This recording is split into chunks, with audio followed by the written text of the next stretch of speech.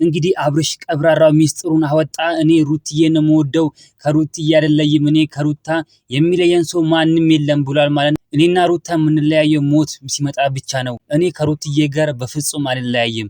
እኔ ሩትዬን በጣም ነው መወዳት የኔ ቀብራራ ሚስት ብሏል ተናግሯል ማለት ነው። በጣም ደስ የሚል ነገር ነው እና ሄርሜላን በዚህ ጉዳይ ላይ በጣም ተናዳለች ማለት ነው። ከኔ ጋር ካልሆነ እኔ አብርሽ ላይ ያልሆነ ውሳኔ ወስናለሁ ስትልም ሄርሜላ ተደምጣለች ማለት ነው።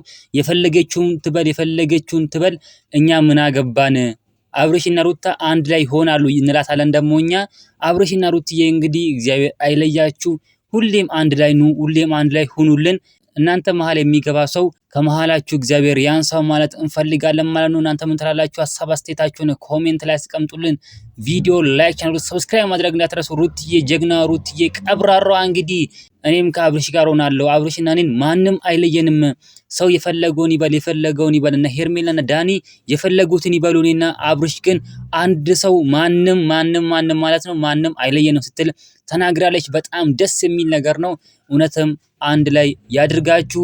እውነትም አንድ ላይ ሆኑልን ማለት እንፈልጋለን። እንግዲህ እናንተም ትላላችሁ ሀሳብ አስተያየታችሁን ኮሜንት ላይ ማስቀመጥ እንዳትረሱ። ውድና እንቁ የሆናችሁ ቤተሰቦቼ